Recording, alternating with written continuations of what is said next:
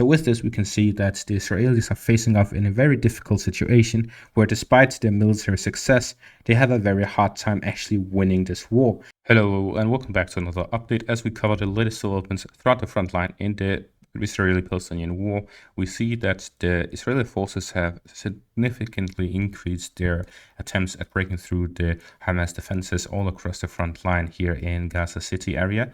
We see that they're attacking to the southwest of the city, to the west of the city, and to the northwest of the city, with no attacks on the eastern side. We also see directional attacks in the direction of Jabalia camp and the Beit Lahia area from the northwestern sides of the Gaza Strip. We also see continuous attacks in the Beit Hanun area, both from the eastern side and the western side of the urban zone. With this, we see a significant increase of the Israeli attempts to break through the Hamas defenses. We also see that they are able to concentrate enough forces to launch these attacks. What we have seen is that their rate of advances has increased with the arrival by the Shifa hospital and the legal zone of the Gaza City. We see that they're at the Gaza City center, not the center of the city, but the city center. The difference is that most important locations are within the city center, or the center of the city is here in the eastern part, which is more of a residential zone rather than anything else. So this is more of a commercial zone. So with this, we see that the Israeli forces have surrounded the Shifa hospital from the west and the south, while the east and the north are contested, with the Hamas positions being mainly to the east of the hospital. The Israeli forces claim that the Hamas fighters have a major command center underneath the Shifa hospital, which is why they are currently fighting by it. So if the Israeli forces manage to take control over the Shifa hospital and are not able to prove that the Hamas fighters have a command center under the Shifa hospital, then they have a lot of explaining to do to the international community, as they would have fought over a hospital where the electricity is gone out, the medicine is run out, and so on, and a lot of casualties coming from the fighting right next to the hospital, while at the same time all of the resources are running out. And if it turns out that there's no military activity within the hospital, then they end up in a situation where they cannot explain themselves over all of the destruction and casualties that came from this fighting. This is all while there being a military activity within the Shifa hospital doesn't even legitimize them fighting by it. So they're taking a huge risk by fighting by it, even if their information is accurate. Talking about a Shifa hospital, we have this picture that is reportedly from the nearby areas of the hospital. We see this picture here, which has about 7 armored vehicles just stationed right here. They don't seem to be damaged, although it's difficult to see from the quality of the picture. However, they all look abandoned. This raises the question, why? After contemplating for quite a while, the only conclusion I could come up with is that there was a direct firefight between Israeli and Palestinian forces, where the Palestinian forces ambushed them, and them being caught off guard. And reportedly from previous incursions into both Gaza and Lebanon, the Israeli army reported that their tanks have poor performance in urban areas, especially when they work together in groups, because they have a very difficult time aiming at infantry that are very close by, especially when they're crowded like this. So likely what we saw is that the Palestinian forces launched an ambush against them, where the Israeli forces detected them too late, leading to a firefight, and after that the Israeli forces were forced to retreat. But so were the Palestinian forces, otherwise they would have destroyed these vehicles with whatever they had available. So likely this is somewhere in the gray zone, and the Israeli forces will likely retake these vehicles, or the Palestinian forces, if they gain control over this area, will destroy them, whoever gets to that place first. And at the same time, we see this other picture, which again shows a grouping of Israeli vehicles. This is a different one.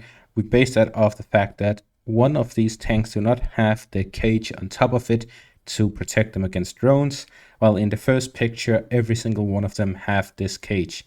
So this must be a different one, and we see an additional 5 vehicles here. So with this, we see that there's quite a few vehicles abandoned by the front line. This must be some kind of unknown strategy for the Israeli forces, or the Palestinian forces are simply just able to ambush the Israeli forces and force them away from their vehicles, but never be able to just destroy them, because none of these seem damaged. Zooming a bit out to the area where we see the coastline, we can see that the coastline is significantly less wide.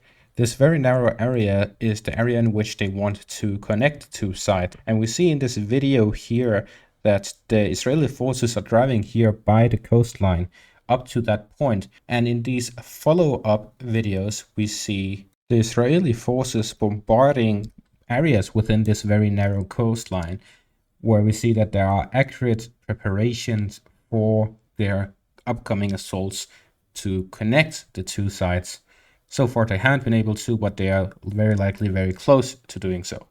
We base that off of the fact that recently they've been able to advance much more than they have been able to so far. We've seen them advance all throughout the front line, both in the northwest, northeast, and southwest.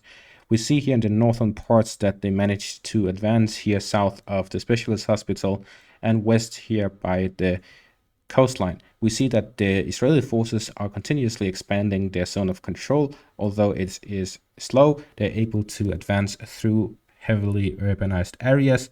As such, they show that they're able to advance even in these areas.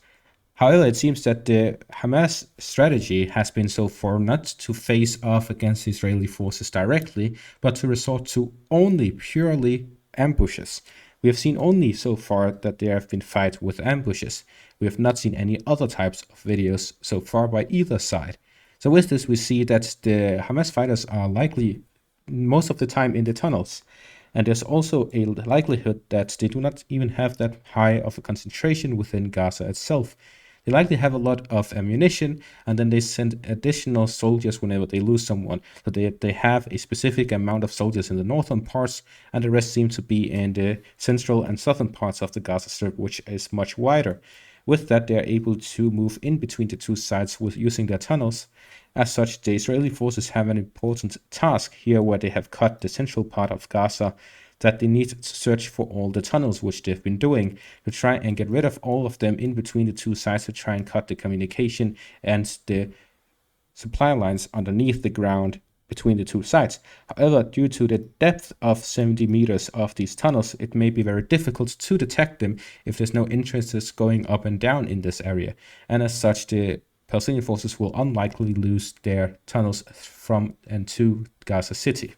This raises the question: will the Israeli forces even be able to destroy Hamas, which is their official war goal? If the Israeli forces want to win the war, they need to completely destroy Hamas. To do so, they essentially need to get rid of all of Gaza, because unless they take all of the Gaza Strip, they cannot guarantee that they have taken down Hamas. If they only take northern parts, then they may have gotten rid of half of Hamas, but not all of it. And as such, it would be a defeat in the eyes of the Israeli government and in the eyes of the Israeli people. When they have announced their goal to be the destruction of all of Hamas, that is what they need to accomplish for a win. So the question arises: will the Israeli forces be able to win? Because in the scenario that they completely take control over the northern parts, Gaza City and the northern parts of the Gaza Strip, if they want to completely get rid of the Hamas, they need to go into the southern parts. But in that case, where do the Palestinian civilians go? Currently, they are all concentrated in the southern parts, with few being left in the northern parts, mostly in the hospitals. As such, there's about 2 million Palestinian civilians in the southern part of the Gaza Strip. They can't go to the northern parts because it's completely destroyed. Over 200,000 homes have been partially or completely destroyed since the start of the war. As such, if the Palestinian forces go to the northern parts, they will have nowhere to go. So there's two options. Either the Palestinians are pushed into Egypt, which the Egyptians have refuted, are not willing to take in 2 million Palestinians, because they believe that if the Palestinians enter Egypt, they will never be able to return to Gaza. The second option is therefore them to go to Israel. But that is not an option either, because of what happened on October 7th. It would be a huge failure for the Israeli government if the Palestinians are then pushed into Israel, even temporarily. Therefore, we see that there's no solution for the Israeli army. They don't have a plan, or they have not announced any plan that allows them to destroy Hamas. Therefore, currently, it is very hard to actually find a scenario where the Israeli forces can quote unquote win without Egypt taking 2 million Palestinian refugees. That is the only option Israel has to actually quote unquote win this conflict. And that is not even the end of it, because we have had multiple reports that the Israeli forces are further building up their presence in the north, of which we actually see this video here, which shows Israeli buildup in the north with multiple vehicles and tanks moving to the northern part of the border with Lebanon. As such, we see continuously that the Israeli army is building up in the north, and there's increasing clashes between the Israeli army and the Hezbollah army, and as such, there's an increasing risk of all-out war between the two sides. And we even have an Iranian official say that the Hezbollah has officially entered the war with the amount of fighting going on between Israel and Lebanon. As such, what will the Israeli war goal be in the north? And will they be able to fight a war on two fronts? Will the US Army participate in the fighting as they have promised if anyone else gets intertwined with the fighting? So many questions and a lot of risk of escalation, while there's hardly any straight path for victory for Israel. So the current situation doesn't look well for the Israeli government, as we see that throughout the world, especially in Western countries, surprisingly, there's a lot of massive protests like this one in London, where their estimates say approximately 300,000 people gathered in London to demonstrate against the Israeli government and the way that they're handling the situation in Gaza, with over 11,000 fatalities within the civilian population in Gaza. As such, there's an increasing dissatisfaction with how Israel is handling the situation and with the Western government's support of Israel, because so far they have shown nothing but support for quote-unquote Israel's right to defend itself against the Palestinians. But in the end, we see that the Palestinian casualties, civilian casualties, is now 11 times higher than the Israeli civilian casualties since the start of the war. As such, the civilian population in these Western countries, as well as the rest of the world, where, for example, in Indonesia, there was estimated to be up to 2 million protesters. As such, there's an increasing dissatisfaction, there's boycotting, and so much more against the Israelis, and the hate is growing day by day, with the former Prime Minister of Israel saying that Israel risks receiving the hate of a whole generation in the whole world, with the youngest people supporting Palestine and the older people supporting Israel. Specifically in the United States, where official polls set the number at about 30% of Democrats between the age of 35 and 18 support Israel, with the highest number being somewhere around 80 to 90% of 65-plus-year-olds of Republicans supporting Israel. So that's a 3-to-1 difference, where the opposite side either doesn't know or supports Palestine. So Democrats and young ones specifically seem to support Palestine over Israel, with older Republicans supporting Israel over Palestine. And with the current president of the United States, Joe Biden, being a Democrat, he's going against his voter base to support Israel. And this can hurt him in the upcoming election, which is now less than a year away. With this, we can see that the longer the war goes on for, the more difficult it becomes for Israel and its Western allies to keep supporting this war and avoiding a ceasefire. So with this, we can see that the Israelis are facing off in a very difficult situation, where despite their military success, they have a very hard time actually winning this war. As one of the Israeli supporters said, Israel is never allowed to actually win a war.